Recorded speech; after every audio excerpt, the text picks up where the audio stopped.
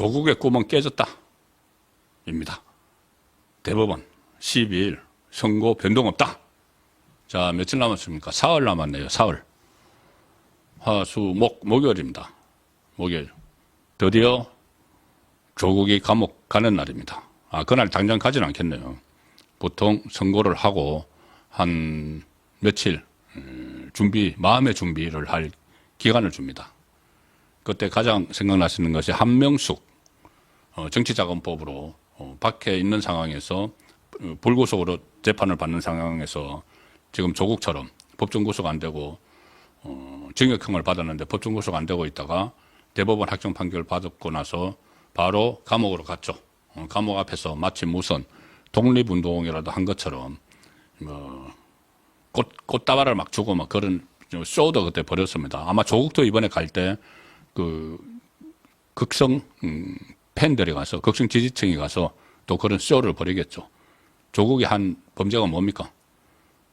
대학 교수, 법대 교수 연구실에 앉아가서 자기 딸 표창장 오래 붙이기 해가지고 표창장 만들어서 그거 출력하고 미국에 있는 아들 시험 보는데 그거 같이 시험 같이 봐주고 전화로 그 부부가 같이 그런 걸로 스펙 가짜 7개나 만들고 그걸로 지금 징역 2년 받은 겁니다. 그 부인인 정경심은 징역 4년 받고 지금 살고 나왔고 그런데 무슨 독립운동을 한 그런 것처럼 이번에 이 사태가 벌어지니까 조국이 그러니까 이재명이 먼저 그날 6일 날 나 이제부터 재판 안 가. 이 대통령 탄핵하는데 내가 지휘해야 돼. 재판 안 가. 이렇게 나왔죠. 그러니까 바로 조국이 따라서 나도 12월 12일 날 대법원 확정 판결 내는 거 연기해 주세요. 나 지금 바빠요. 대통령 탄핵해야 돼요. 이런 소리를 했습니다. 그런데 자 오늘 대법원이 기자단 공지를 했습니다. 기자단에게 그 법원 출입 기자들에게 공지를 해서 조국 대표 사건은 아직 전산상 기일 변경이 없다고 밝혔습니다. 기일 변경 없다. 지금 전산에 그대로 돼 있다.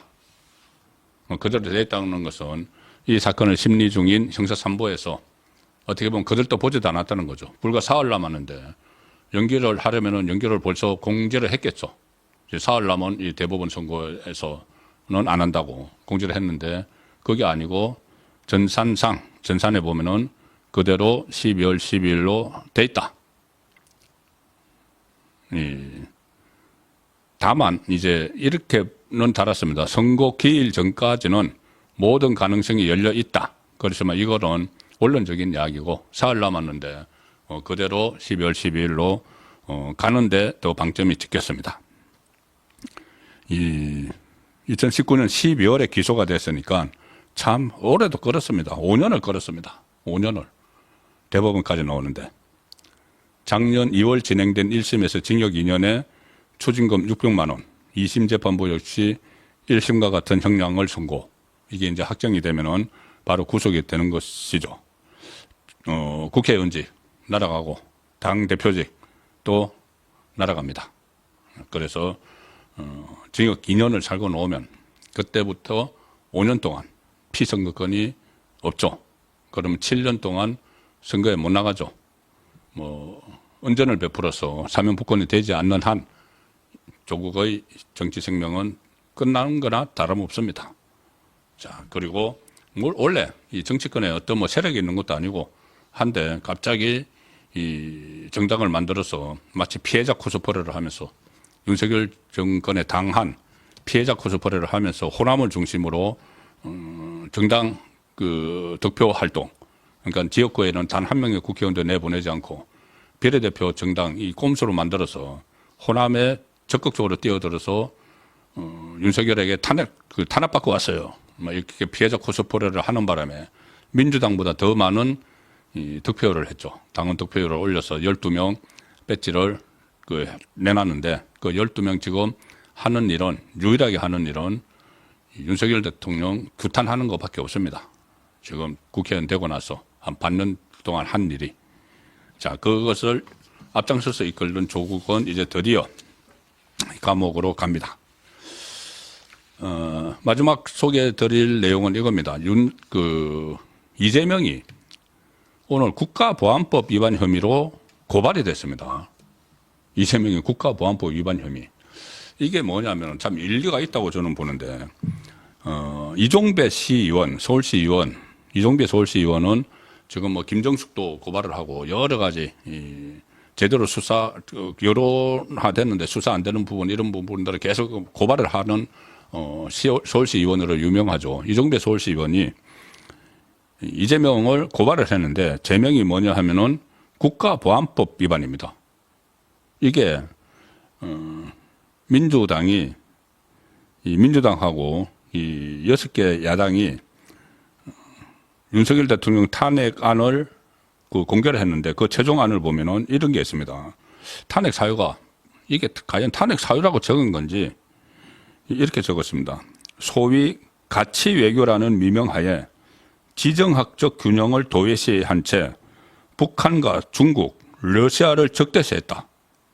아니, 중국, 러시아도 물론이지만 북한을 적대시했다고 이걸 탄핵 사유라고 적어내놓은 겁니다. 북한을 적대시했다. 이 야6당 안에 진보당도 들어가 있죠. 진보당, 사회민주당. 진보당은 내란 음모 사건의 이석기의 후신들이 만든 당입니다. 통진당의 후신이죠. 거기 들어가 아마 여기서 이거 끼워 넣는지 모르겠지만 이재명이 끼워 넣은 거죠. 이재명도 같이 끼워 넣은 거죠. 북한을 적대시했다고 탄핵을 한다. 이 부분이 국가보안법 위반에 해당한다. 이렇게 이종배 의원이 고발을 한 겁니다. 오늘 기자회견을 열었는데 이종배 의원이 윤 대통령이 북한을 적대시했다는 이유를 탄핵 사유로 제시한 것은 명백히 국가보안법 위반에 해당한다. 이렇게 지적을 했고, 북한이 지금 노동신문을 통해서 지속적으로 윤석열 대통령의 탄핵을 주장해 왔습니다. 그것과 똑같은 주장을 지금 이재명이 하고 있다는 거죠. 작년 5월에 윤석열을 탄핵하고 노동신문이 징역 100년형으로 감옥에 보내자 이렇게 주장을 하고 70번 이상 윤 대통령 탄핵을 노동신문이 주장을 했는데 피고발인 이재명이 북한의 탄핵 주장을 그대로 수용해서 북한을 적대시했다는 이유로 탄핵 수치를 추진한 것은 국가의 존립, 안전이나 자유민주적 기본 질서를 위태롭게 한다는 점을 알면서 반국가단체나 그 구성원의 활동을 동조하는 것을 금지한 국가보안법 제7조를 위배했다. 이렇게 해서 이재명을 국가보안법으로 고발을 했다는 소식까지 들었습니다.